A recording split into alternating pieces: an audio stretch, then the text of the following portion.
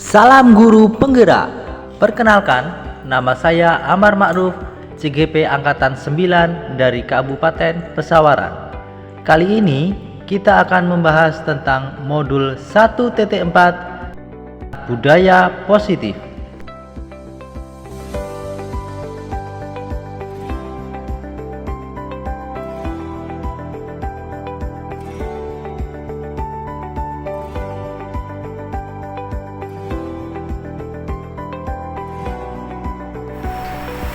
Assalamualaikum warahmatullahi wabarakatuh. Waalaikumsalam warahmatullahi wabarakatuh. Salam damai sejahtera, Om Swastiastu, Namo Buddhaya, salam kebajikan untuk kita semua. Bapak Ibu guru SD 22 Negeri Gaton dan Bapak Kepala Sekolah serta tenaga kependidikan di SD 22 Negeri Gaton yang kami hormati dan bersedia hadir pada hari ini untuk menghadiri presentasi kami dalam materi guru penggerak, yaitu tentang budaya positif. Dan hari ini saya dapat laporkan kepada Bapak Kepala Sekolah, itu merupakan tugas kami, tugas modul 1.4 dengan melibatkan guru, kepala sekolah, tenaga pendidik, dan warga sekolah. Jumlah peserta ini sekitar 13 dengan kami, nama saya Amar Ma'ruf dan Pak Ahmad Sujarwati, yaitu guru penggerak angkatan ke-9 dari Kabupaten Pesawaran. Oke, next, Pak. Ini adalah aksi nyata kami, aksi nyata modul 1.4 tentang budaya positif. Next, Pak.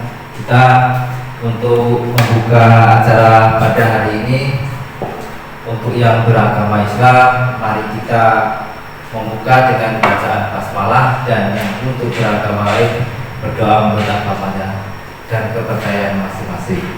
Untuk itu, untuk yang beragama Islam, mari kita buka dengan bacaan basmalah. Bismillahirrahmanirrahim. Untuk yang kedua, yaitu sambutan dari Bapak Kepala Sekolah. Untuk Pak Surito, waktu dan tempat kami persilahkan, Pak.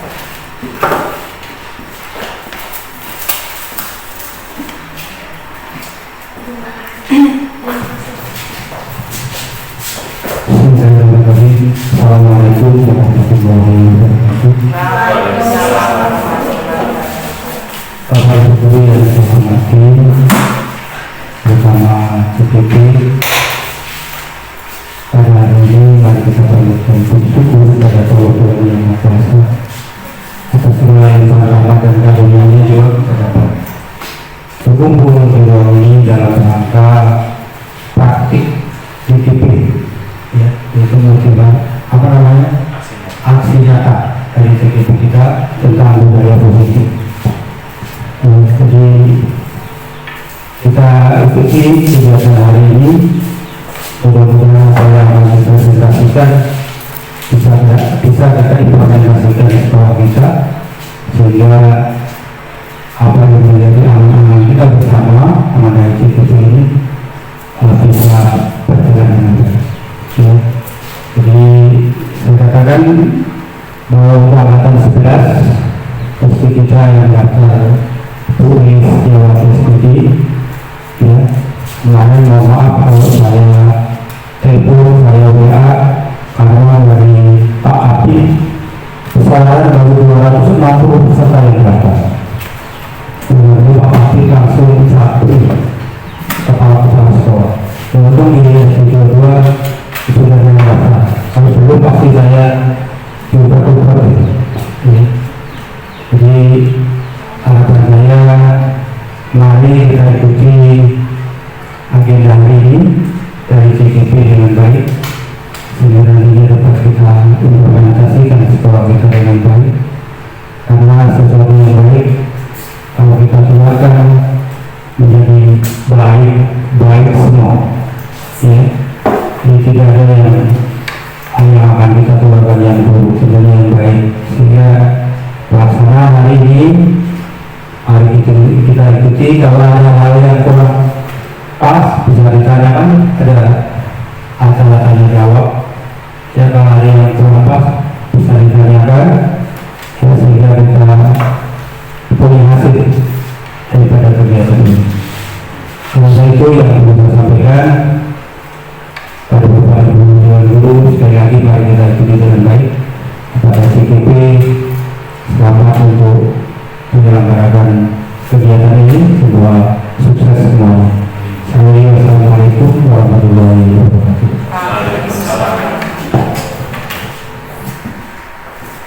Kepala sekolah, Bapak Ibu, guru SD 22 Negeri Saton yang pada hari ini bisa hadir dalam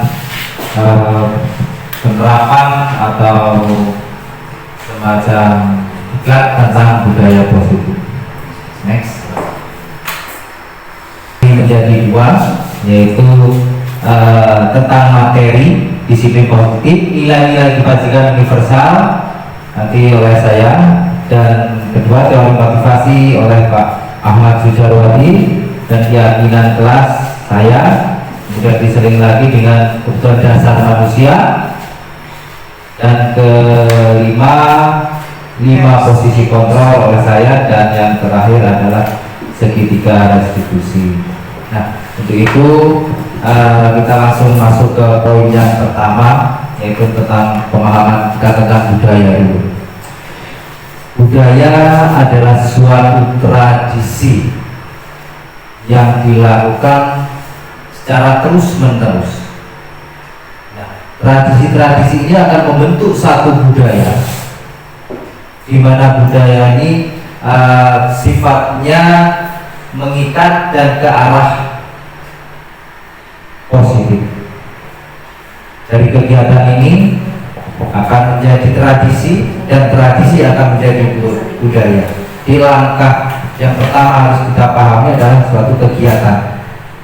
Nah, implementasinya apa di dalam kita mengajar? Jadi kegiatan-kegiatan kita sehari-hari sebagai guru dengan penanaman hal yang positif nanti akan menciptakan suatu tradisi. Setelah tradisi akan menjadi budaya. Kita ambil sampel, yaitu satu kegiatan seumpama kita berbaris di depan kelas. Ini kegiatan yang terus-menerus kita lakukan nanti akan menjadi tradisi. Oh, sekolah ini menerapkan tradisi seperti ini.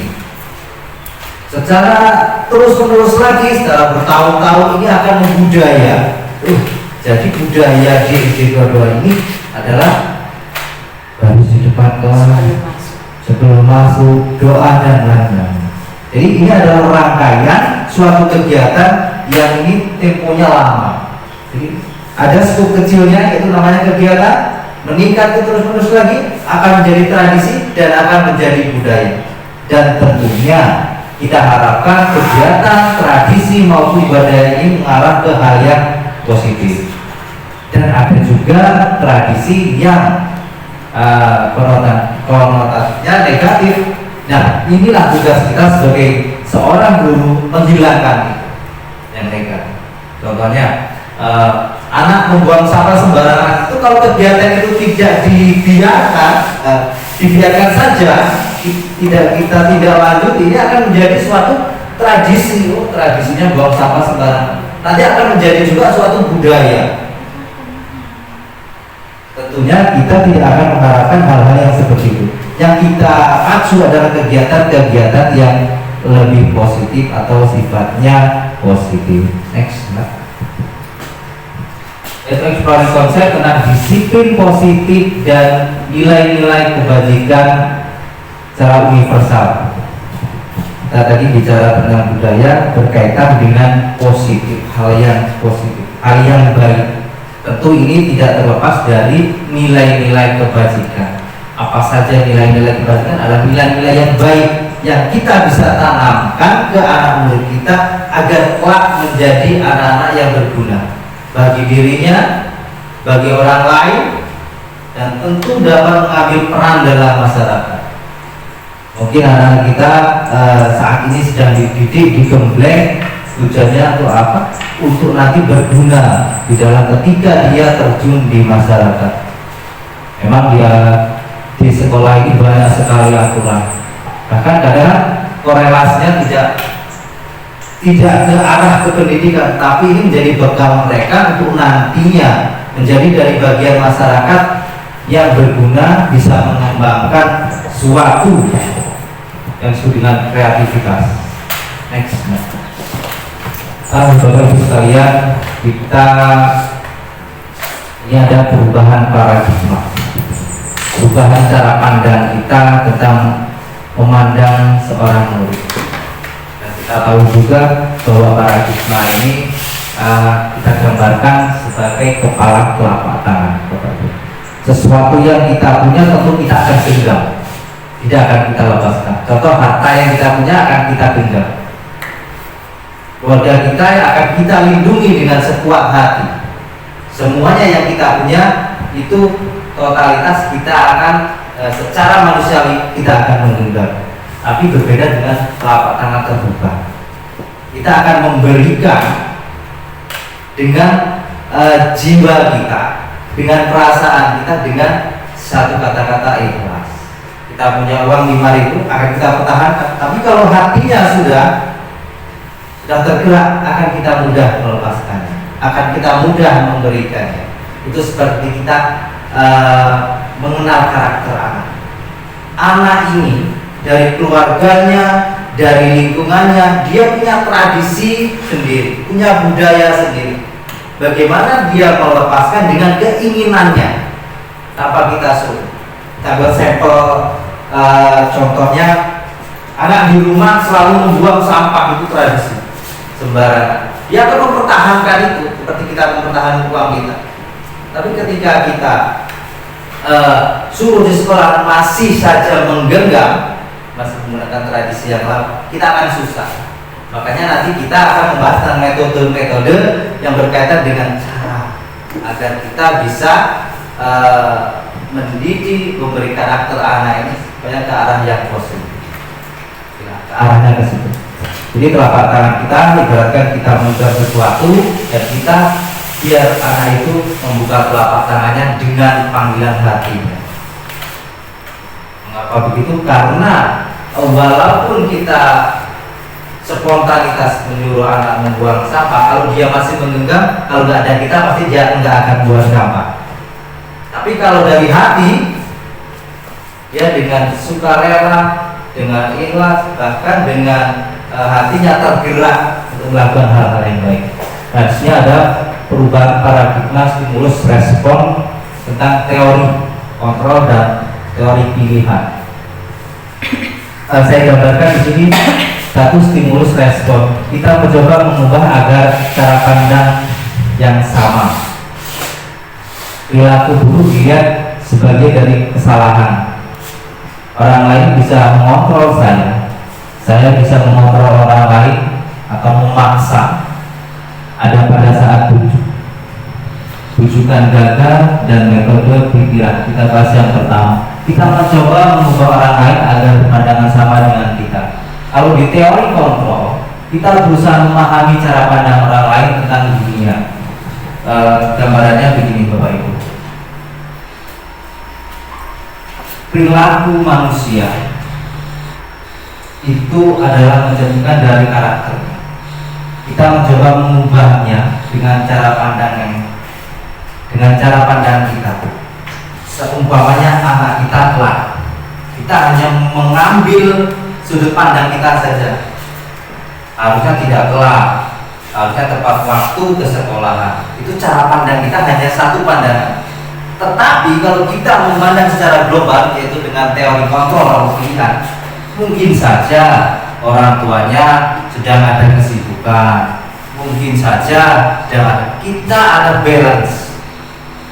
Nah, guru di sini diharapkan mempunyai teori kontrol atau pilihan. Jadi kita tidak bisa memaksakan kita harus hanya satu sudut pandang saja, tapi ada beberapa sudut pandang. Kita harus memahami yang lainnya juga. Ini flashbacknya Tadinya hanya memandang satu kesalahan. Anak itu tidak membawa topik kesalahan. Tetapi dalam teori kontrol dan pilihan kita mengamati anak ini tidak memakai topi apa karena saya bilang tidak dibelikan orang tuanya, mungkin tidak punya uang ataupun ekonominya sangat rendah hingga tidak terbeli. Nah ini akan menimbulkan cara pandang yang berbeda. Jadi setiap permasalahan itu diharapkan kita mempunyai pilihan dalam teori kontrol, pilihan dalam sudut pandang. Tidak hanya kita saja sebagai guru, tapi kita juga mendalami dari pilihan kontrol yang kita punya. Dan lain-lainnya, ini ada orang bisa mengontrol saya bisa mengontrol orang lain dan lain-lain. Orang yang bisa mengontrol saya, kita ambil contoh seperti ini. Kita menyuruh anak itu merasa disuruh, tapi ketika kita tidak ada, anak itu tidak akan melaksanakan. Dengan itu saja, Bapak saya ambil contoh di kelas. Saya memberikan PR kepada anak. Ketika anak masuk dan melihat saya dan mendengar saya tidak datang, ini akan berubah situasi kelasnya. Kalau masih menggunakan satu sudut pandang, biasanya karena takut, karena lain-lainnya.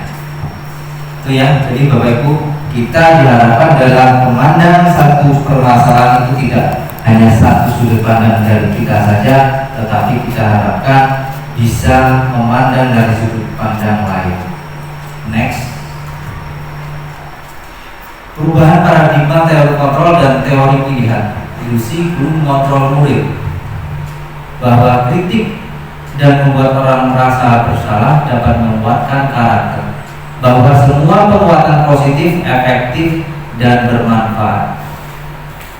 Begini Bapak Ibu, kalau anak itu salah, kita tegur. Kalau dia bukan dari hati menyadari kesalahannya, dia besoknya akan mengulangi kesalahan itu lagi.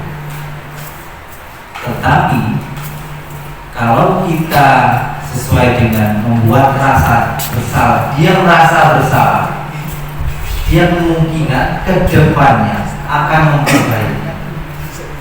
Kita ambil sampel sampai dalam upacara kok ada guru yang telat.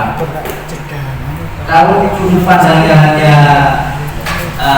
hanya mengontrol saja, kalau sekolah mengontrol murid, mengontrol guru, mungkin besoknya kalau sekolah nggak ada, ya telat juga. Tapi kalau merasa bersalah, hari ini telat, besok dia akan merasa saya bersalah nih kalau telat. Jadi besok ketika tidak ada kelas telat, dia juga sudah ada jiwa merasa bersalah. Itu juga kita terapkan ke dalam murid. Menurut kita telat, kalau sistemnya sudah anak itu merasa bersalah, next time anak itu kemungkinan tidak akan mengulangi. Tapi kalau hanya kita mengontrol saja, itu akan kemungkinan akan mengulanginya.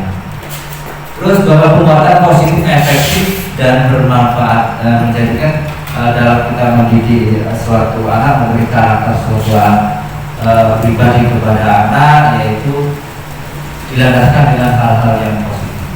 Next, Mbak. Ini kalau-kalaunya sangat banyak, mungkin tidak bisa saya jelaskan satu persatu karena banyak sekali. Next saja. Apakah makna disiplin?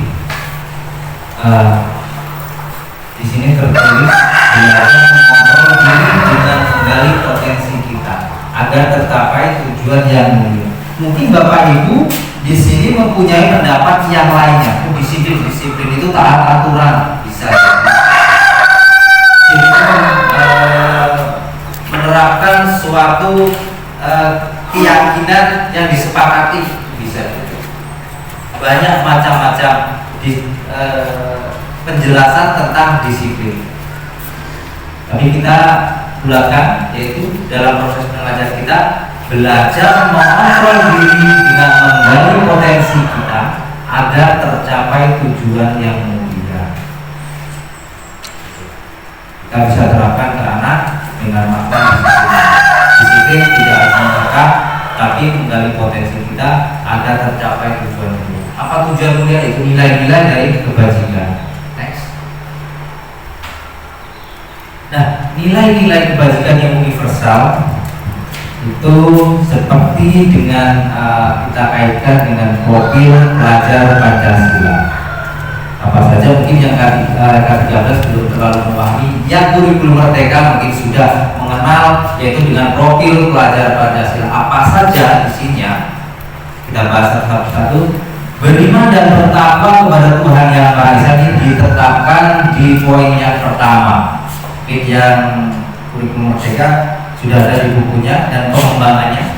Yang kedua adalah berakhlak mulia, dan yang ketiga kebinekaan global, gotong royong, mandiri, kreatif, dan bernalar. Inilah nilai-nilai universal yang ditanamkan ke anak.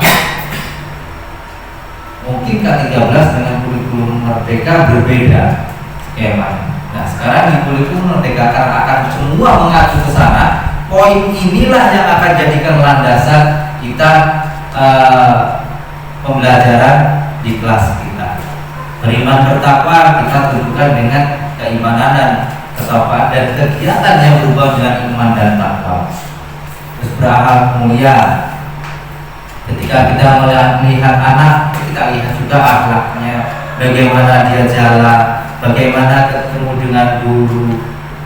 Dan kita juga bisa menanamkan sifat-sifat mulia ini dengan beberapa trik ataupun kegiatan maupun slogan. Karena kita mengenal dengan mengembangkan kata-kata, budayakan sama dengan maaf, izin, permisi. Jadi kita mendidiknya dengan lewat kata-kata, penanamannya. Kebinekaan global, gotong royong. Kalau gotong royong itu sudah dari nenek moyang kita diajari untuk gotong royong, mandiri, ditekankan dalam kurikulum yang baru ini agar siswa-siswa lebih mandiri, kreatif, dan bernalar kritis. Itu dalam poin universal yang dikaitkan dengan profil pelajar Pancasila. Next. Nah, untuk teori kedua ini, teori kedua kita dapat ambil kesimpulan di poin pertama, yaitu nilai kebajikan yang yang kita akan terapkan ke anak, yaitu sesuai dengan profil pelajar Pancasila. Nilai itu yang kita akan terapkan dan membawa kemana kegiatan, cara mendidik kita, dan lewat kegiatan akan menjadikan tradisi, dan tradisi akan menunjukkan suatu budaya. Mungkin itu nanti akan dilanjutkan materi yang kedua oleh Pak Ahmad Sujarawati. Pak, silakan Pak. Assalamualaikum warahmatullahi wabarakatuh. Yang kami hormati Bapak Sudirto selaku Kepala Sekolah PPD SDN 22 Negeri, yang kami hormati para dewan guru, tenaga pendidikan, dan staf PPD SDN 22 Negeri. Terima kasih tadi sudah disampaikan oleh Bapak Ma'ruf untuk materi pertama, yaitu tentang disiplin positif yang sudah diterangkan. Insya Allah kita sudah sedikit memahami dari materi yang pertama, dan materi ini itu kurang lebih masih ada 5 lagi. Mohon kepada Bapak dan Ibu guru, sesuai dengan apa yang disampaikan kepala sekolah, mari kita ikuti. Semoga apa yang nanti disampaikan oleh kami berdua sampai selesai itu membawa dampak positif, khususnya kepada kami berdua dan umumnya kepada warga sekolah semua. Nah, untuk selanjutnya materi yang kedua, yaitu tentang teori motivasi, hukuman, dan penghargaan serta restitusi. Jadi di eksplorasi konsep yang kedua itu ada teori motivasi. Bagaimana, sedikit gambaran bagaimana kita memotivasi peserta didik untuk giat dalam belajar, bagaimana kita memotivasi khususnya diri sendiri, bagaimana menciptakan rasa percaya diri, rasa motivasi dari diri kita untuk memberikan pelajaran ataupun pembelajaran kepada peserta didik kita. Nah, hukuman dan penghargaan serta restitusi. Next. Saya mengutip dari Ki Hajar Dewantara, merdeka itu artinya tidak hanya terlepas dari perintah, akan tetapi juga cakap buat memerintah diri sendiri. Dalam kutipan tersebut kita pahami bahwasanya tidak hanya terlepas dari perintah, tetapi juga cakap buat memerintah diri sendiri. Tatkala kita memerintah orang lain, ataupun tatkala kita memerintah ataupun memberikan pengajaran kepada peserta didik kita, berarti apa? Kita juga harus cakap membuat memerintah diri kita sendiri. Jadi dalam garis besar bahwasanya tatkala kita memberikan, tatkala kita menyuruh anak, kita harus memberikan contoh terlebih dahulu. Seperti yang dikatakan Pak Amar, contoh membuang sampah pada tempatnya. Kita menyuruh anak membuang sampah pada tempatnya, tetapi apa yang kita lakukan? Ternyata diri kita belum cakap untuk memerintah diri sendiri. Kadang kita lalai dalam hal apa? Kita menyuruh anak untuk membuang sampah tidak sembarangan, tetapi kita kadang mungkin terjadi pada diri kita sendiri tanpa kita sadari, tidak hanya di lingkungan sekolah, mungkin entah di mana tempatnya, kita tanpa sengaja kita membuang sampah asal-asalan. Nah, inilah sebuah kutipan yang bahwasanya tatkala kita memerintah orang lain, tatkala kita memberikan pengajaran kepada orang lain, bagaimana kita melakukan untuk diri kita sendiri. Tadi ada di dalam P5 profil belajar Pancasila bahwasanya di SD kita itu masih 12 untuk yang sudah menerapkan kurikulum merdeka, yaitu kelas 1 dan kelas 4. Profil belajar Pancasila banyak sekali poinnya, banyak sekali. Tetapi apa? Bagaimana kita mengimplementasikan profil belajar Pancasila minimal dari beberapa poin kita bisa terapkan di sekolah kita. Nah, maka dari itu ada sebenarnya sebuah metode kita mengenalkan poin-poin dari profil belajar Pancasila itu dengan nyanyian. Jadi ada bagaimana kita mengenalkan poin-poin tersebut. Yang pertama itu adalah beriman dan bertakwa kepada Tuhan Yang Maha Esa. Yang kedua, berakhlak mulia. Yang ketiga, berkebinekaan global. Yang keempat, gotong royong dan mandiri. Yang kelima adalah kreatif dan bernalar kritis. Nah, itu sebenarnya juga kita bisa terapkan biar warga sekolah bisa paham, warga sekolah bisa hafal, terutama peserta didik, bagaimana poin-poin 5 poin tersebut kita implementasikan. Yang pertama, otomatis dalam ataupun sebelum mengimplementasikan kita harus tahu apa isi dari profil belajar Pancasila tersebut. Saya berikan contoh, yaitu ada nyanyiannya. Mungkin Bapak Ibu guru semua sudah paham nyanyian profil belajar Pancasila, yaitu belajar Pancasila, beriman dan bertakwa pada Tuhan Yang Esa, dan berakhlak mulia, berkebinekaan global, gotong royong mandiri, kreatif dan bernalar kritis, kreatif dan bernalar kritis. Nah, itu bisa sebelum pembelajaran anak biar paham, anak biar hafal nilai-nilai dari kebijakan profil belajar Pancasila atau kebajikan dari profil belajar Pancasila. Next. Nah, ini Ibu, Bapak Ibu, bahwasanya di eksplorasi konsep yang kedua dihukum oleh penghargaan. Dihukum oleh penghargaan. Saya bacakan bahwa penghargaan berlaku sama dengan hukuman, dalam arti meminta atau membujuk seseorang melakukan sesuatu untuk memenuhi suatu tujuan tertentu dari orang yang meminta atau membujuk. Berbagai eksternal dan ada faktor ketergantungan. Beberapa dampak dari pemberian penghargaan itu dikutip dari Al-Fiqh 1993. Jadi ini ada beberapa poin bahwasanya yang ada di mindset kita, paradigma kita, bahwasanya memberikan penghargaan itu adalah sebuah ataupun sebuah pembiasaan. Tatkala anak mengerjakan sesuatu terus nilainya terbesar, kita kasih reward ataupun kita kasih penghargaan berupa hadiah, entah itu jajan atau entah itu apa permen dan sebagainya. Nah, kita harus pahami beberapa poin dari penghargaan. Ternyata yang selama ini kita lakukan, memberikan penghargaan kepada anak atau peserta didik, itu ada dampaknya ataupun sebenarnya ini poin-poinnya. Yang pertama, pengaruh jangka pendek dan jangka panjang. Jadi ada pengaruh jangka pendek dan jangka panjangnya, yaitu penghargaan itu menghukum ternyata, bukan sebuah apresiasi dan lainnya. Ternyata dalam jangka pendek dan jangka panjang penghargaan itu menghukum. Yang kedua, penghargaan itu mengurangi ketepatan. Yang ketiga, penghargaan ternyata itu tidak efektif. Yang keempat, penghargaan ternyata juga merusak hubungan. Kenapa? Yang pertama, penghargaan itu menghukum. Menghukum, loh kok bisa sih penghargaan? Padahal kita ngasih penghargaan kepada peserta didik yang mungkin mengerjakan soal ternyata paling benar. Nah, kenapa dikatakan menghukum? Karena satu,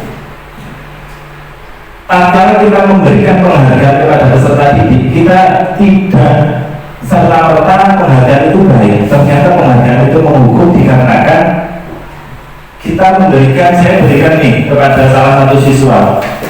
Pada saat itu senang, pada saat itu dia merasa bahagia, tetapi jangka panjangnya apa?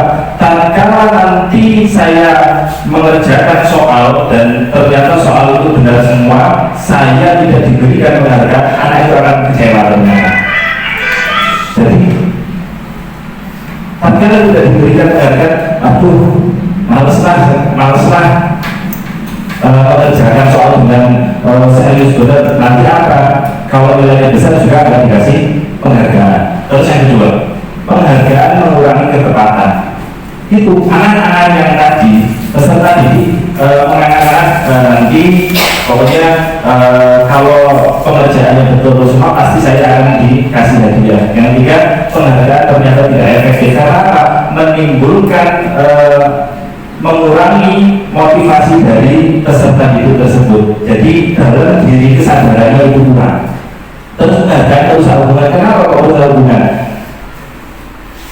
Saya berikan contoh, dalam satu kelas ada 14 siswa. Tatkala salah satu saya berikan penghargaan, yang lain itu merasa iri. Loh, kok saya nggak dikasih? Loh, kan selisihnya cuma dikit, kok nggak dikasih? Akhirnya apa? Antara teman dan satu dengan teman lainnya itu hubungannya ada renggang karena merasa tidak dihargai. Kenapa saya ini? Next. Dihukum oleh penghargaan lanjutannya adalah penghargaan menurunkan kualitas. Jadi kualitas motivasi dari diri sendiri itu akan berkurang. Penghargaan mematikan kreativitas. Yang biasanya tanpa dikasih penghargaan dia akan bagaimana di dalam diri dia belajar sepanjangnya belajar terus tanpa memikirkan penghargaan. Setelah kita kasih penghargaan terus akhirnya apa? Penghargaan itu mematikan kreativitas. Dan yang terakhir, penghargaan mengurangi motivasi dari dalam diri peserta didik tersebut. Karena yang dikasih penghargaan akhirnya ya udahlah, kalau usah dikerjakan ataupun nggak usah paling baik juga, nggak masalah. Next. Nah itu, Bapak Ibu, kita harus tahu ada hukuman, ada konsekuensi. Kalau hukuman itu yang diberikan kepada peserta didik tanpa ada keyakinan kelas ataupun sesuai dengan ibaratnya peraturan. Jadi ada peraturan. Tuh, tatkala saya terlambat, saya mencatat 100 kali di dalam buku kalimat, saya tidak akan terlambat lagi karena terlambat bersama. Jadi itu hukuman.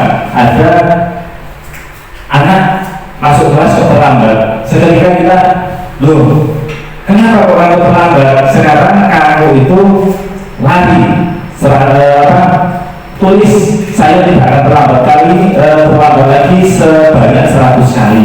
Nah, ini adalah sebuah contoh hukuman atau konsekuensi. Mari kita belajar bersama kira-kira apa yang saya contohkan 1, 2, 3, 4, 5, 6, 7 itu merupakan hukuman atau konsekuensi. Saya bacakan kira-kira dengan semua atau bapak ibu semua mengangan-angan itu hukuman atau konsekuensi. Yang pertama, mencatat 100 kali di dalam buku kalimat, saya tidak akan terlambat lagi karena terlambat ke sekolah. Itu kira-kira itu hukuman atau konsekuensi? Hukuman atau konsekuensi Bapak Ibu?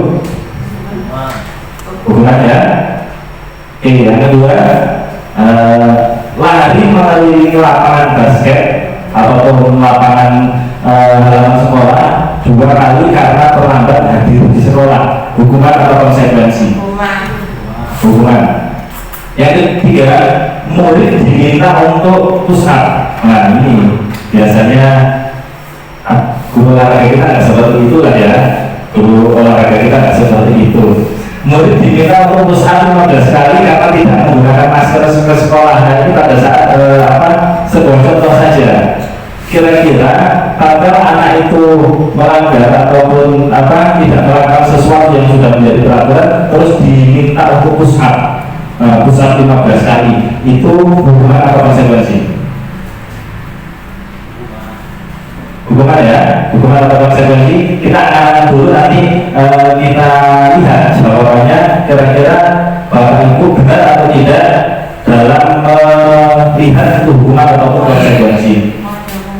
1, 2, 3, 4. Menggantikan kertas tugas teman yang telah dicoret-coret. Menggantikan kertas, nah ini kertasnya teman saya coret-coret, terus waduh, yang coret-coret, hasilnya apa? Menggantikan kertas tugasnya. Konsekuensi atau hukuman? Konsekuensi. Oke, lanjut. Nanti kita lihat kira-kira jawabannya benar atau tidak. Membersihkan tumpahan air di meja tulis karena tersenggol pada saat belajar. Anak itu bawa minuman dan dilarang tersenggol, terus dibersihkan. Konsekuensi atau konsekuensi? Oke. 1, 2, 3, 4, 5, 6. Murid disuruh untuk mengenakan sepatu seharian di sekolah karena tidak mengenakan sepatu. Bahkan ada beberapa sekolah menerapkan apa? Pokoknya sepatunya harus hitam semuanya. Ternyata ada salah satu anak itu tidak mengenakan sepatu hitam, maka disuruh untuk mengenakan sepatu seharian. Jadi diminta seharian memakai. Itu hukuman atau konsekuensi? Hukuman. Lanjut. Lari mengelilingi lapangan basket 2 kali karena terlambat 10 menit untuk pelajaran PJOK. Nah, ini guru PJOK biasanya kalau terlambat 10 menit saja itu disuruh berkeliling atau tidak. Nah, lari mengelilingi lapangan basket itu bukan konsekuensi. Kita lihat bentar next. Itu adalah hukuman. Lari mengelilingi lapangan basket 2 kali karena terlambat hadir di sekolah, itu juga hukuman. Terus murid diminta untuk push up, itu juga hukuman. Nah, menggantikan kertas tugas teman yang dicoret-coret itu adalah konsekuensi. Membersihkan tumpahan air itu konsekuensi. Murid disuruh untuk mengenakan sepatu seharian itu hukuman. Lari mengelilingi lapangan basket 2 kali karena terlambat 10 menit untuk belajar PJOK, itu adalah konsekuensi. Kenapa kok hukuman dan konsekuensi dilihat? Jadi konsekuensi itu adalah kesadaran diri. Kesadaran diri, waduh, ada perhatian, diri hajarnya telat 10 menit, ya udahlah, saya mengelilingi lapangan sedikit 2 kali tanpa disuruh, itu adalah konsekuensi. Nah, atau hukuman tidak. Hukuman itu adalah sesuatu yang tidak timbul dari diri kita sendiri. Next. Nah, ini perubahan hukuman dan konsekuensi. Jadi hukuman sama konsekuensi. Jadi itu saya terangkan sedikit. Sesuatu yang menyakitkan harus terjadi, ini adalah hukuman. Kalau konsekuensi perbedaannya, itu sesuatu harus terjadi. Yang kedua, membuat anak sakit fisik maupun hati untuk jangka waktu lama, jangka waktu pendek, itu hukuman. Membuat anak merasa tidak nyaman, membuat anak sakit fisik maupun hati untuk jangka waktu lama, membuat anak merasa tidak nyaman dalam jangka waktu pendek. Jadi kalau hukuman itu lama, kalau konsekuensi udah karena dia sadar anak memiliki kedisiplinan, itu hukuman karena ada aturan-aturan yang membuat dia pokoknya kena hukuman terus. Tetapi kalau kita mempunyai konsekuensi, anak menghargai disiplin, termasuk semua hukuman karena terpaksa. Kalau konsekuensi itu adalah anggapan, stimulus anggapan. Mendorong anak menyakiti diri sendiri itu hukuman. Mendorong anak agar mudah menyesuaikan diri. Konsep diri yang buruk, konsep diri yang baik, dan yang terakhir anak belajar untuk menyembunyikan kesalahan, itu mau hukuman. Kalau kita anak itu sudah mau dihukum, otomatis kalau dia berbuat salah dia sembunyikan. Tetapi kalau ada konsekuensi di dalam sekolah kita, anak belajar untuk mematuhi peraturan. Dan nanti di materi selanjutnya itu ada keyakinan kelas, ada peraturan dan keyakinan. Next. Setelah itu restitusi. Restitusi itu adalah proses menciptakan kondisi bagi murid untuk memperbaiki kesalahan mereka sehingga mereka bisa kembali pada kelompok mereka dengan karakter yang lebih kuat. Restitusi juga merupakan proses kolaboratif yang mengajarkan murid untuk mencari solusi untuk masalah mereka dan membantu murid berpikir tentang orang seperti apa yang mereka ingin menjadi, tujuan kuliah dan bagaimana mereka harus memperlakukan orang lain. Dosen 2004. Next. Ciri-ciri restitusi. Jadi restitusi itu adalah mencari solusi, tidak tiba-tiba dihukum. Jadi ditanya dulu, anak terlambat, ditanya dulu kenapa kok terlambat, nggak tiba-tiba terlambat langsung dihukum. Jadi ditanyakan dulu. Ciri-cirinya ada 9, yaitu bukan untuk menebus kesalahan namun untuk belajar dari kesalahan. 2. Memperbaiki hubungan. 3. Tawaran bukan paksaan. 4. Restitusi menuntut untuk melihat ke dalam diri. 5. Restitusi mencari kebutuhan dasar yang mendasari tindakan. 6. Restitusi diri adalah cara yang paling baik. 7. Restitusi fokus pada karakter bukan tindakan. 8. Restitusi fokus pada solusi, jadi solusi yang difokuskan. 9. Restitusi mengembalikan murid yang berbuat salah pada kelompoknya. Next. Oke, untuk materi yang kedua mungkin itu saja dari saya. Selanjutnya untuk materi ketiga yang telah saya singgung sedikit tadi, kita harus mempunyai keyakinan kelas di kelas masing-masing. Di materi ketiga ini kita akan membahas tentang keyakinan kelas. Baik Bapak Ibu, kita punya kelas, kita punya murid, dan kita punya rencana ataupun program. Nah di sini itu ada peraturan kelas dan keyakinan kelas. Semuanya muaranya ke disiplin, tapi ada perbedaan. Kalau kita mengenal dengan peraturan kelas, itu biasanya kita menciptakan suatu aturan. Ya, jadi peraturan kelas kita yang menciptakan. Seumpamanya anak-anak jam 7 harus baris di depan kelas. Kalau kita yang membuat saja, berarti itu sifatnya adalah peraturan. Tapi kalau keyakinan kelas, kita bersama murid menentukan kesepakatan. Itu pembedaannya. Jadi anak juga merasa dilibatkan dalam keyakinan kelas, keyakinan bersama-sama.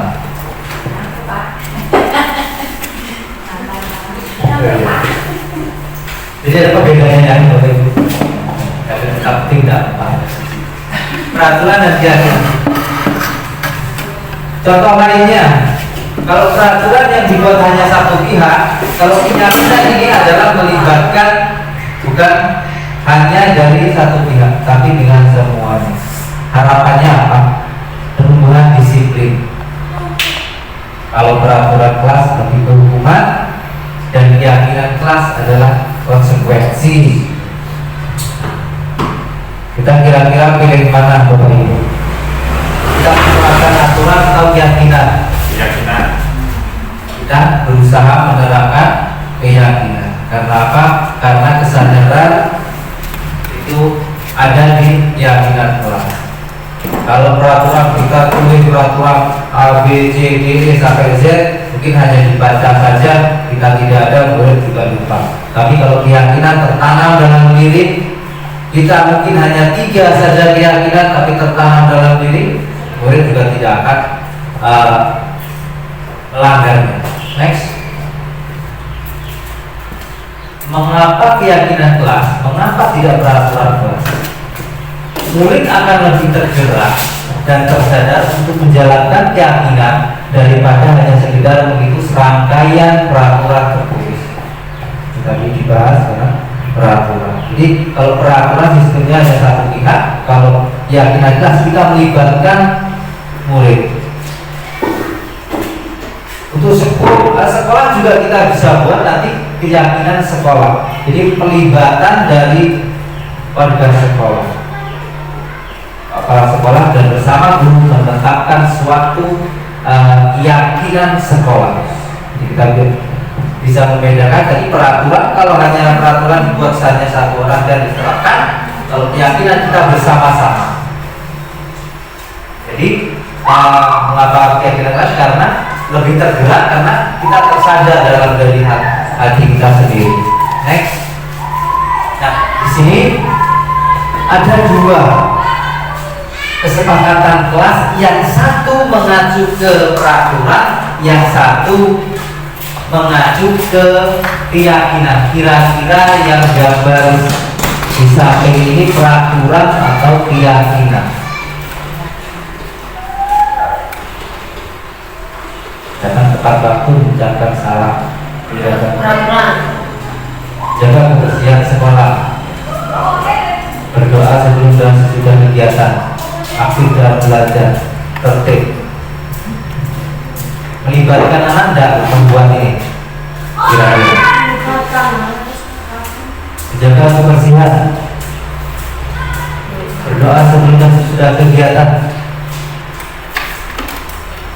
Sampingnya kesepakatan kelas, kami guru dan murid saling menyayangi. Kami murid yang semangat belajar. Kami murid yang peduli dengan teman. Nah, gambar yang samping ini adalah bentuk dari keyakinan kelas. Di samping juga sama, tetapi ini warnanya akan berbeda. Kalau yang pertama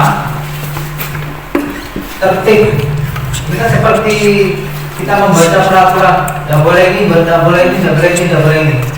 Tapi kalau gambar yang kedua, kita merasa ada konsekuensi. Anak itu mengambil bagian.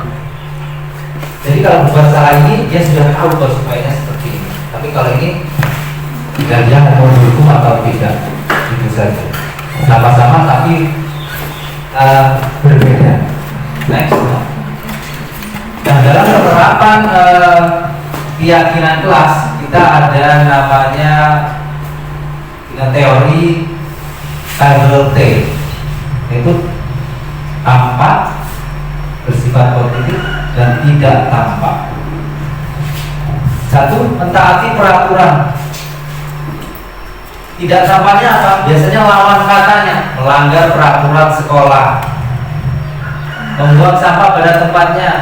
Tidak tampaknya, membuang sampah sembarangan, berperilaku jujur, tidak bersikap jujur, saling menghargai teman jika di depan guru saja, menjaga sopan santun, perilaku seenaknya sendiri. Ini adalah teori dari tabel T.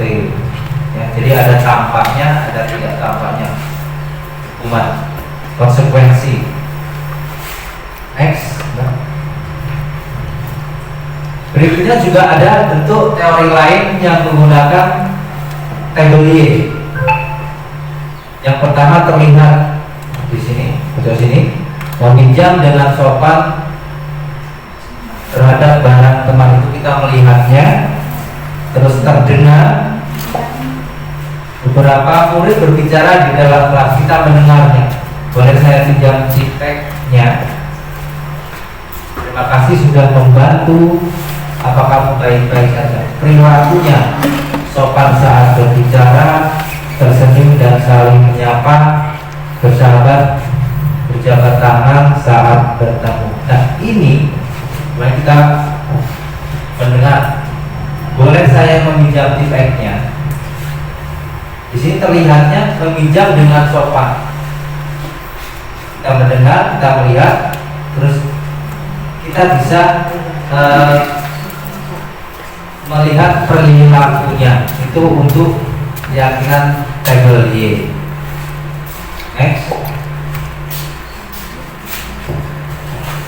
Berikut ini adalah keyakinan dan peraturan kelas. Di samping sini peraturan, yang di sebelah sana adalah keyakinan kelas. Selalu kembalikan buku ke tempatnya, dilarang mengganggu orang lain, hadir di sekolah 15 menit sebelum pelajaran. Itu untuk peraturan ya. Dilarang melakukan kekerasan, dilarang menggunakan narkoba dan lain-lainnya. Kita lihat keyakinan seperti apa. Next. Yang pertama yaitu adalah keyakinan tentang tanggung jawab. Yang kedua, menghormati orang lain. Dan yang ketiga, menghormati orang lain dan berkomitmen. Jadi dari aturan-aturan ini yang ditekankan adalah tanggung jawab. Jadi ada perbedaannya antara aturan dan keyakinan. Next. Materi selanjutnya yaitu kebutuhan dasar manusia dan dunia kualitas. Kita Ahmad Sujawati bisa menyampaikan. Silakan Pak. Terima kasih Bapak Ibu. Kita sudah ke materi yang keempat. Masih semangat ya. Oke, terima kasih. Kita menuju materi keempat yaitu kebutuhan dasar manusia dan dunia berkualitas. Sebentar lagi bahwasanya kebutuhan dasar manusia, kita mempunyai sebuah kebutuhan dasar. Apa saja kira-kira kebutuhan dasar manusia? Cocok atau enggak nanti? Next. Nah ini ada kebutuhan dasar manusia.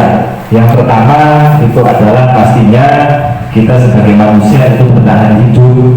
Bertahan itu bagaimana caranya, bagaimana kita yang punya solusi ataupun punya masing-masing bagaimana cara kita bertahan hidup di era yang luar biasa seperti ini, di era digitalisasi, di era persaingan yang sangat ketat sekali. Nah, di dalam bertahan hidup ini ada 4 nih kebutuhan dasar manusia. Di luar itu adalah yang pertama itu adalah kesenangan. Nah, kesenangan kita itu membutuhkan sebuah kesenangan. Ya, bagaimana rasa senang yang bisa kita gapai dalam diri kita dengan cara apa? Kalau kira-kira mungkin ibu-ibu kalau semisal jenuh di rumah ataupun jenuh dengan pekerjaan rumah, kesenangannya seperti apa? Ya udah ada kasih dengan belanja di mall dan sebagainya, itu kan ibu-ibu. Kalau bapak-bapak banyak cara untuk kesenangan. Nah itu biar gak jenuh. Bagaimana itu mempunyai masing-masing. Yang kedua, kasih sayang dan rasa diterima. Kasih sayang kita kan butuh kasih sayang. Apalagi yang mungkin di sekolah kita ada juga yang salah satu guru ataupun ada 2 guru yang mungkin belum berkeluarga. Nah ini juga dia butuh kasih sayang Bapak Ibu. Kita itu butuh kasih sayang. Bahwasanya apa? Rasa kasih sayang dan rasa diterima itu perlu menjadi kebutuhan dasar manusia, menjadi kebutuhan dasar kita. Nah selanjutnya adalah penguasaan. Bagaimana kita bisa mengontrol, menguasai sesuatu. Yang selanjutnya adalah kebebasan. Kita kan ingin juga kebebasan. Kebebasan dalam arti apa? Kebebasan yang dalam lingkup yang tetap sesuai dengan jalurnya, tidak bebas apa-apa, pacaran bebas, lain-lain bebas. Nah, itu kan sudah beda lagi. Jadi tetap harus sesuai jalurnya, bukan asal-asalan. Kalau kira-kira dalam kebebasan tersebut ya kita tetap harus mengontrol diri kita. Next, saya contohkan ini Bu ya. Ibu Ani, guru kelas 5 di SD Pelita Hati, sedang bingung menghadapi ulah salah satu murid di kelasnya, Agus. Nah, namanya Agus. Beberapa anak telah datang dan mengeluhkan Agus yang seringkali meminta bekal makan siang mereka dengan paksa. Jika Anda menghadapi situasi seperti Ibu Ani, apa yang akan Anda lakukan? Menurut Anda, kira-kira apa alasan Agus melakukan hal itu? Next. Nah ini, dalam konteks penerapan disiplin positif, Ibu Ani sebaiknya mencari tahu dulu nih alasan kenapa kok si Agus ini melakukan tindakan tersebut, dan bagaimana dia si Ibu Ani tersebut mengetahui kebutuhan mana yang sedang berusaha dipenuhi Agus. Contoh, kita tanyakan, nah, kenapa kamu si Agus kok seperti itu? Apabila jawaban Agus karena dia lapar dan orang tuanya tidak membawakannya bekal makan siang, berarti apa? Kebutuhan si Agus tersebut adalah bertahan hidup karena dia lapar. Itu kalau jawabannya lapar. Terus yang kedua, setelah kita tanya kok ternyata jawaban Agus itu karena ia senang temannya jadi memperhatikan dia. Nah, dia kan kurang perhatian nih, CP-CP ibaratnya, direbut biar temannya memperhatikan. Berarti apa? Kebutuhan si Agus itu adalah cinta dan kasih sayang, kebutuhan untuk diterima, kebutuhan karena ingin diperhatikan. Selanjutnya, lah kok si Agus itu jawab gini, dia merasa hebat karena temannya jadi takut dan menuruti keinginannya. Biar temannya takut pada si Agus ini, berarti apa? Kebutuhan si Agus itu adalah penguasaan ataupun pengakuan atas kemampuan yang dimiliki oleh si Agus. Biar orang itu nurut semua sama si Agus. Selanjutnya, lah kok si Agus itu jawab gini, Bu, saya merasa bosan dengan bekal yang dibawakan ibunya ataupun ibu saya, kata si Agus tersebut, karena selalu membawakan bekal yang sama tiap hari, tiap hari sama aja. Berarti apa? Kebutuhannya itu adalah kebebasan ataupun kebutuhan akan pilihan. Dan ini kebebasan itu kebutuhan akan pilihan. Jadi bebas ataupun kita kurikulum merdeka itu bebas, tapi tetap sesuai dengan koridor yang berlaku. Yang terakhir, lah kok si Agus itu bilang gini, nah biasanya ini terjadi mungkin dari kita iseng-iseng aja Bu, karena iseng dan dia menikmati ekspresi wajah temannya diganggu, nangis dan sebagainya. Ternyata apa? Kebutuhan si Agus itu adalah kesenangan. Dia kurang merasa mungkin jenuh dan sebagainya, jadi dia mengganggu temannya, ngerebut makanannya. Next. Oke, selanjutnya saya berikan ke Pak Amar Ma'ruf.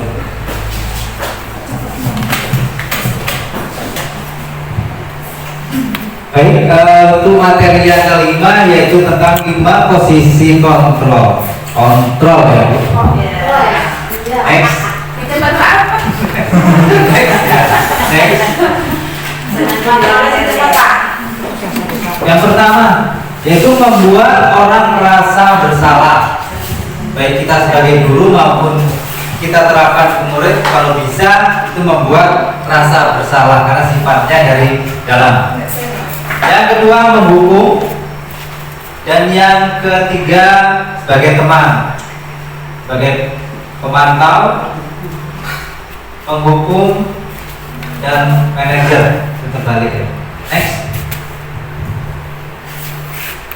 Bergerak antara peraturan, pemantau, konsekuensi hadiah, nilai-nilai manajemen, dan perbaikannya. Next.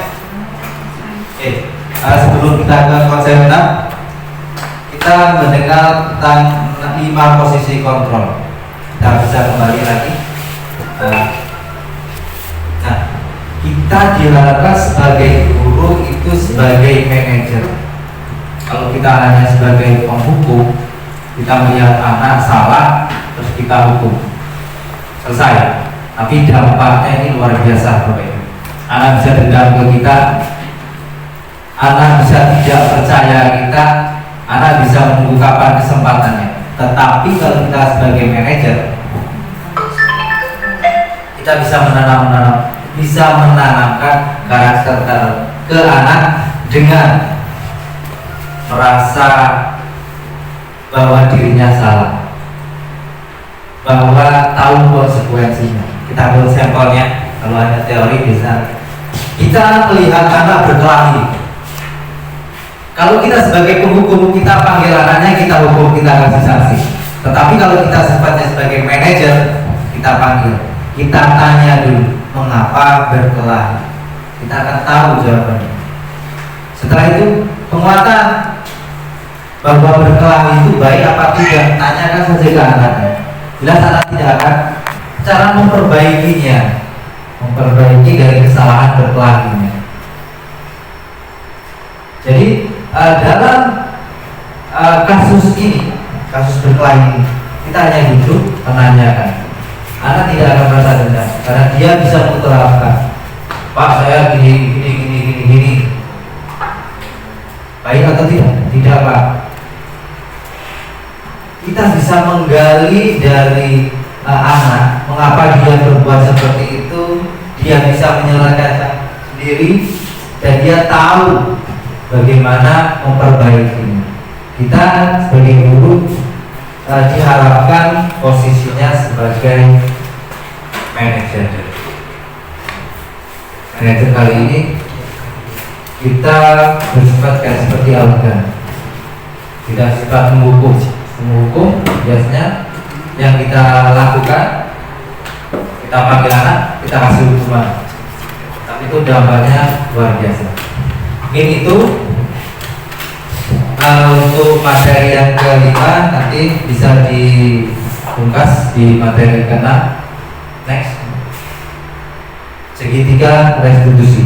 Jadi dari penyelesaian masalah dalam 5 komponen nanti akan diselesaikan di segitiga restitusi. Silakan Pak Ahmad Jawadi. Terima kasih, saya sampaikan kembali Bapak Ibu, ini adalah materi terakhir yang kesimpulan dari seluruh materi-materi bagaimana kita menerapkan segitiga restitusi. Jadi next, ini gambaran dari segitiga restitusi. Segitiga restitusi itu adalah terdiri dari 3 poin. Yang pertama itu adalah menstabilkan identitas, yang kedua validasi kebutuhan, yang ketiga adalah menanyakan keyakinan. Jadi segitiga restitusi tadi sudah dijelaskan, restitusi itu mencari akar ataupun mencari pokok permasalahan tanpa kita menghakimi dulu. Jadi kita cari itu, kenapa anak berbuat salah, kenapa anak itu terlambat, kenapa anak itu mengganggu si Agus tadi, Agus yang sering ganggu. Nah itu harus tahu itu dengan cara apa, dengan cara segitiga restitusi. Nah ini Bapak Ibu, ini namanya menstabilkan identitas. Jadi kalau ada anak itu berbuat salah, itu setiap orang pasti pernah melakukan kesalahan. Kamu bukan satu-satunya yang pernah melakukan ini. Validasi, kamu tentu punya alasan mengapa melakukan itu. Adakah cara yang lebih efektif untuk mendapatkan apa yang kamu butuhkan? Nanyakan keyakinan, nilai-nilai apa yang telah kita sepakati, kamu ingin menjadi orang yang seperti apa next? Nah ini saya contohkan. Untuk membuat anak yang merasa gagal karena berbuat salah menjadi positif terhadap dirinya, itu adalah menstabilkan identitas di poin yang pertama dari segitiga restitusi. Jadi kok anak itu berbuat kesalahan, kemarin kami berdua sudah mempraktekkan bahwasanya praktek segitiga restitusi dengan anak. Tatkala anak kok, saya contohkan tadi si Agus ya, Agus lagi contohnya dia itu mengganggu temannya. Nah ini kita tanya, salah satunya tanya itu benar atau tidak kalau mengganggu temannya. Kata si Agus, iya Pak, itu salah Pak. Nah kita harus berkata tidak langsung menghukumi anak tersebut, tapi apa? Kita stabilkan identitas anak tersebut dengan perkataan berbuat salah itu hal yang manusiawi. Tidak ada manusia yang sempurna. Bapak dan Ibu guru itu juga berbuat salah, juga punya kesalahan. Next, habis distabilkan identitas, validasi kebutuhan. Setelah dia benar-benar sudah identitasnya, oh iya benar, ternyata itu salah. Guru berkata, dalam validasi kebutuhan membantu murid mengenai basic need atau kebutuhan dasar yang ingin dipenuhinya ketika melakukan kesalahan itu. Tadi dicontohkan, saya contohkan dari beberapa pertanyaan. Yang pertama itu kamu bisa saja kan melakukan hal yang lebih buruk, tapi kamu tidak melakukannya. Tadi kan gimana Pak? Cuma mengganggu, minta si Agus tersebut meminta makanan kan bisa di Subi dan lain-lain, tetapi apa kita bilang kamu itu bisa saja melakukan hal itu, tapi kamu tidak melakukannya kan, jadi nggak melakukan selain merebut itu. Terus kamu pasti punya alasan mengapa melakukannya. Kita tanyakan, kira-kira si Agus tersebut alasannya apa? Nah, tadi ada beberapa jawaban yang masing-masing jawaban itu punya kebutuhan masing-masing. Next. Selanjutnya dari segitiga sosial mereka adalah menanyakan keyakinan. Anak melihat kesalahannya dihubungkan dengan norma sosial dan nilai-nilai yang mendasari manusia berinteraksi dengan orang lain.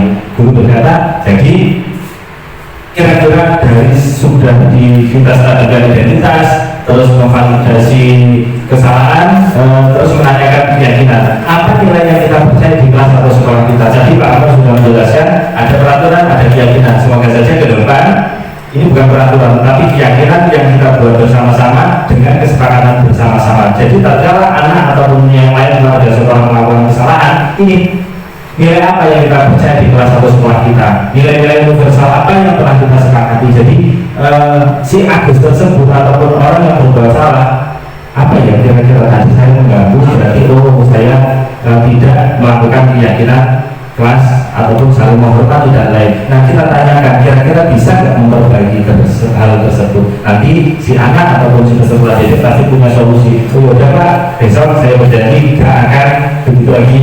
Oh ya Pak, besok saya akan membawa bekal sendiri dan lain-lain. Next.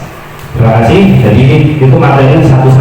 Setelah itu kita ataupun kami memohon kepada Bapak Ibu Guru melakukan refleksi dari apa yang kami sampaikan, mohon ditulis apa yang menjadi syarat ataupun yang lainnya kita bagikan. Dan setelah ini refleksi yang kedua kita memakai wisis. Jadi mohon ditulis, yaitu yang pertama nama, tugas atau jabatan. Nah pertanyaan yang pertama itu adalah hal baru apa yang Anda dapat hari ini? Hari ini dengan semua kira-kira apa hal yang didapat? Mungkin bisa positif atau yang lainnya. Apa yang akan Anda lakukan setelah mengetahuinya? Bagaimana perasaan Anda setelah kegiatan ini berlangsung? Dan apa saran Anda kepada penyampaian materi kami berdua? Maka Saudara Wadi dan Bapak Amal Ma'ruf, mungkin ada saran yang membangun untuk kami berdua. Mungkin ada tambahan dari Rahman, silakan. Yang kedua, kami meminta untuk wali kelas, dan ini tentunya kesepakatan kelas. Kami ada form untuk pengisian kesepakatan kelas. Mungkin dari wali kelas 1, 2, 3, 4 sampai 5. Kami meminta bekerja sama dengan murid menciptakan kesepakatan kelas. Jadi kita tadi sudah menyinggung bukan peraturan kelas, tapi lebih ke kesepakatan kelas.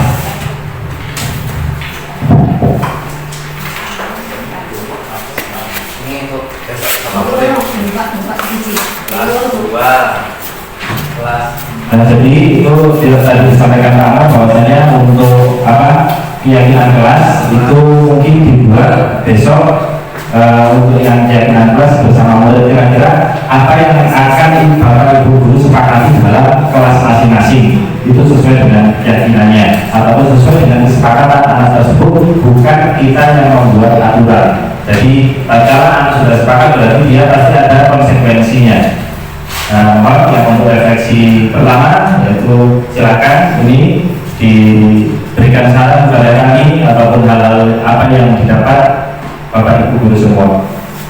Silakan Bapak Ibu ada refleksi. Jadi hal-hal apa yang kita dapat pada hari ini sudah bisa tuliskan di dalam form yang sudah. Terus berikutnya ini tetap Sama itu sekalian. Oke, ini nggak dulu. Semangat.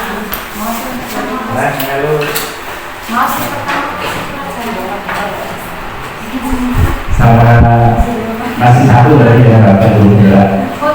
Ini dua lagi besok.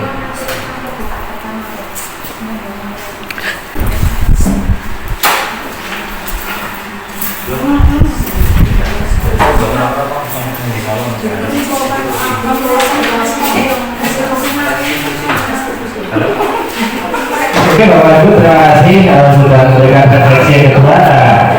Selanjutnya kami mohon kepada Bapak Ibu dan seluruh yang hadir dalam ruangan ini, kita menambah pemahaman apa yang telah disampaikan. Silahkan buka grup masing-masing di WhatsApp group SDN 22 Navigator.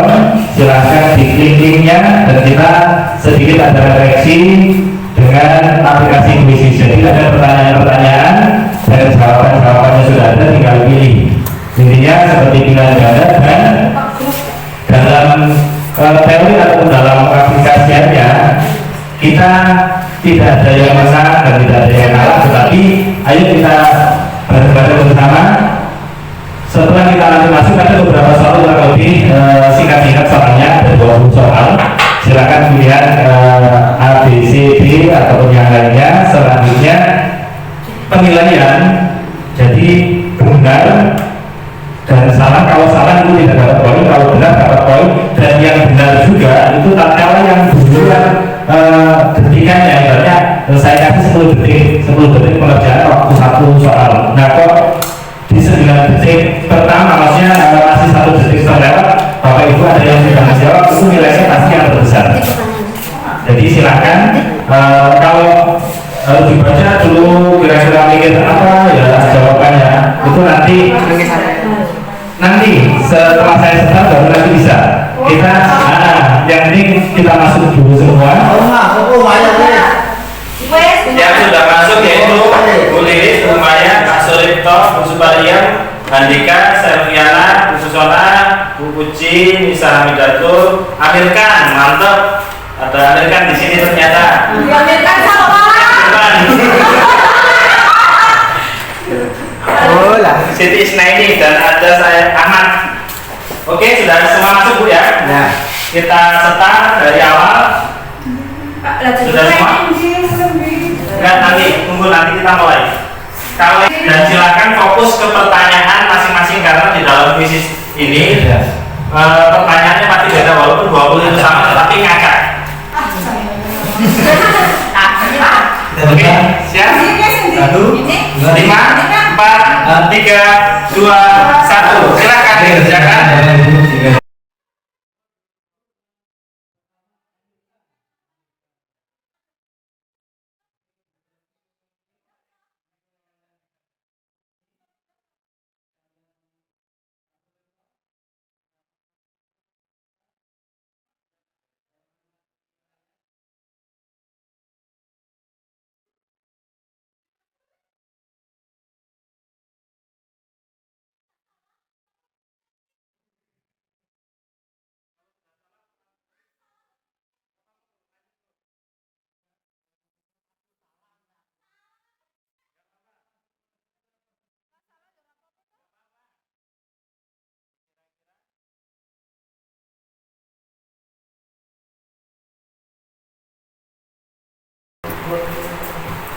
Oke, Bu Puji Lestari yang masih memimpin dengan 4 yang benar.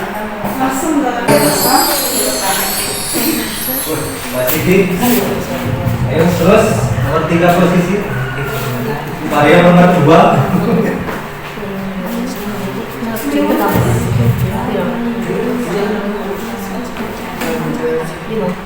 Terima kasih Bapak Ibu telah mengerjakan kuis dari kami. Jadi kami bacakan.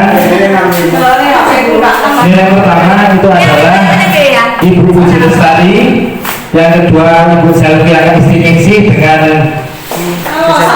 6 benar dan 4 salah, tapi kecepatannya lebih cepat dibandingkan yang lain. Yang ketiga itu adalah Ibu Lili Setiawati dengan nilai total 10.800. Yang keempat Ibu Nisa Hamidatul Fitri dengan 10.660. Yang kelima Bapak Handika Pratama dengan nilai total skor 10.490. Dan disusul dengan Ibu Suparyo, Bapak Suripto, Bu Siti Isnaini, Ibu Maya, Ibu Musona, Bapak Ahmad, dan yang terakhir yaitu Bapak Amir Khan. Terima kasih untuk Bapak Ibu telah merefleksi ataupun kita bersama-sama merefleksi apa yang telah kami sampaikan. Mungkin Itu saja yang dapat kami sampaikan untuk hari ini. Semoga apa yang telah kami sampaikan bisa memberikan dampak positif untuk diri kita pribadi semua dan untuk khususnya peserta didik yang dengan tujuan belajar berpusat pada peserta didik. Terima kasih untuk Bapak Ibu guru semua. Saya Ahmad Jarwadi bersama Bapak Amar Ma'ruf, apabila ada kesalahan dalam penyampaian kami memohon maaf yang sebesar-besarnya kepada Bapak Ibu Dewan Guru semua dan kepada Allah. Astagfirullahaladzim, innallaha ghafurur rahim. Kami akhiri. Wallahu muwaffiq ila aqwamit thoriq. Wassalamualaikum warahmatullahi wabarakatuh. Dan mari kita tutup pada hari ini, acara pada hari ini dengan bacaan hamdalah. Alhamdulillahirabbil alamin. Terima kasih Bapak Ibu.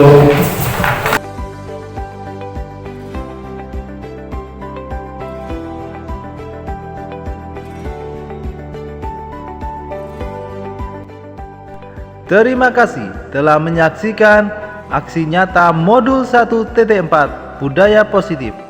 Salam Guru Penggerak. Tergerak, bergerak, menggerakkan.